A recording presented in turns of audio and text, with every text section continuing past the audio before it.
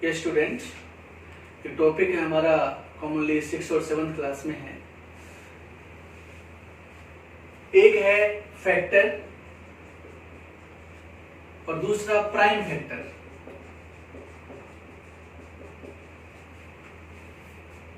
यह समझिए, इसमें फैक्टर तो गुणनखंड होते हैं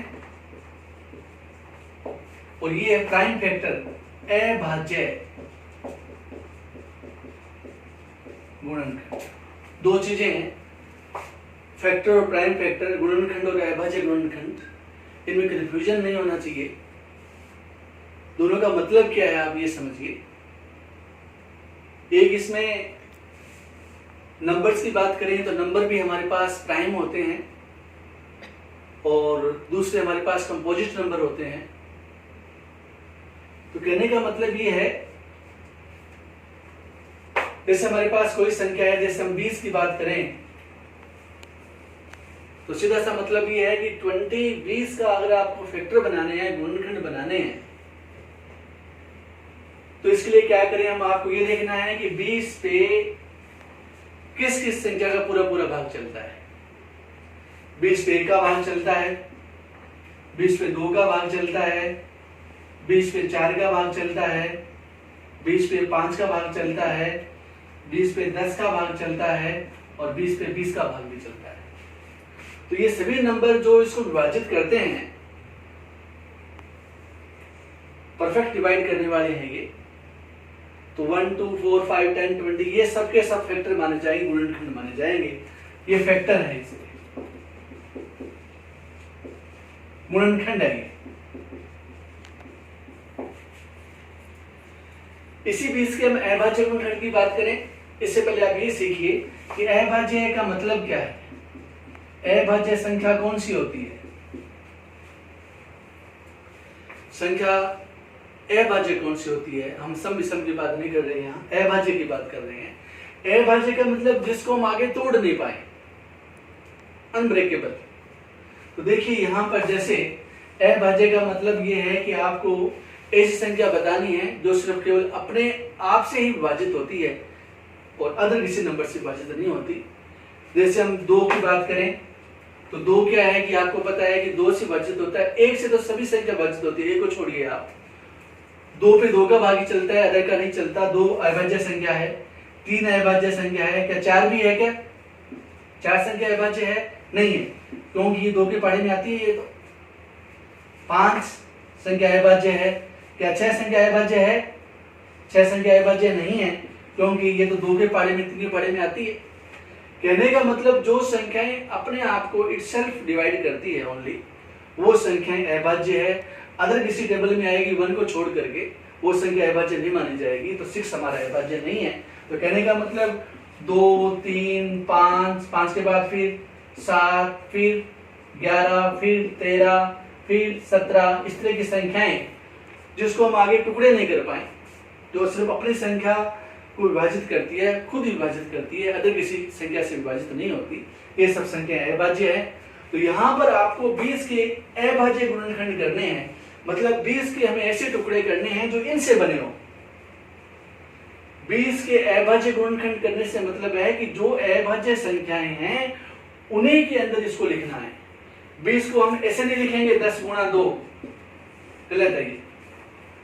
10 × 2 20 होता है, पता है हमें, लेकिन हमारी बात है गुणनखंड कैसे चाहिए हमें? 20 के अभाज्य चाहिए, ऐसे चाहिए जो अनब्रेकेबल, आगे जिसको तोड़ नहीं पाए।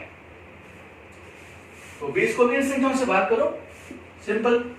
20 को आप 2 से, ये नहीं कहा कि स्टार्टिंग में 2 से भाग करना जरूरी है, हम चाहे डायरेक्ट 5 से कर सकते हैं, 7 से कर सकते हैं, डायरेक्ट 17 से कर सकते हैं। संख्या छोटी बड़ी की बात नहीं है, हमें विभाजित करना है तो अभाज्य से विभाजित करना है। जैसे देखो यहाँ 2 से विभाजित कर दिया आपने, कितना आएगा? 10 आएगा। अब 10 पे भाग 10 का भी चलता है, पर नहीं, हमें 5 का चलाना है या 2 का चलाना है? 5 का चलाया हमने, मान लो 2 पे चलेगा, फिर 2 पे भाग 2 का ही चलेगा। तो यहाँ पे क्या हुआ? 20 के फैक्टर क्या बने हमारे पास? 2 गुणा में 5 और गुणा में 2। ये संख्याएं हैं, 2 को 5 से करेंगे 10, 10 को 2 से करेंगे 20। हम चेक भी कर सकते हैं ऐसे। तो कहने का मतलब 20 के जो गुणनखंड बनेंगे वो 2 2 बार बार आ गया, 5 एक बार आ गया, चाहे 2 कितनी बार ही आए, 5 कितनी बार आए, फर्क नहीं पड़ता।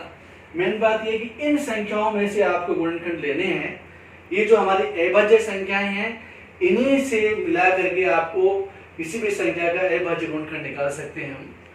और इस तरह से क्या है, जैसे एग्जांपल और लेते हैं अपने, जैसे हम बात करें 50 की, 50 के गुणनखंड निकालो। 50 पे भाग 1 का भी चलता है, 2 का भी चलता है, 3 का नहीं चलेगा, 4 का नहीं चलेगा, 5 का चलता है, फिर 10 का चलेगा, 10 के बाद फिर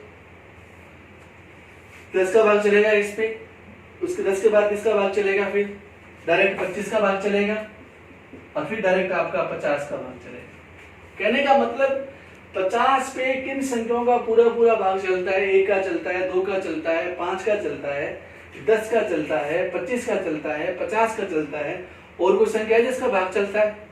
50 पे 1 से भाग कर सकते हो आप, 2 से कर सकते हो, परफेक्ट चलेगा, 5 से चलेगा, 10 से चल जाएगा, 25 से चल जाएगा, 50 से चल जाएगा। ये सब संख्याएं इसके गुणनखंड हैं, इसके फैक्टर हैं। ऐसे ही क्या है कि 50 के हम इस तरह से करना चाहें, 50 के गुणनखंड, तो 50 को जैसे मर्जी से भाग करो आप, डायरेक्ट 25 से नहीं करना, डायरेक्ट 10 से नहीं करना, इन संख्याओं से 5 से कर सकते हो आप, डायरेक्ट 2 से कर सकते हो आप। जैसे 5 से किया मैंने, कितना आ गया 10, फिर 10 को 5 से करेंगे 2, फिर 2 से करेंगे 1। कहने का मतलब क्या बना, 50 के गुणनखंड बन गए हमारे 5 गुणा 5 गुणा में 2। ये जो संख्याएं हमारी है वो संख्याएं सारी अभाज्य संख्याएं हैं। तो कहने का मतलब किसी भी कंपोजिट नंबर को अभाज्य में चेंज करना है तो सारे नंबर हमारे अभाज्य होने चाहिए, इनको कहते हैं अभाज्य गुणनखंड। और ये जो हमारी संख्या आपको बताई, जिस संख्या से विभाजित होती है वो सब संख्या हमारे गुणनखंड है। इस तरह से आप समझ गए होंगे कि फैक्टर में और प्राइम फैक्टर में क्या अंतर है।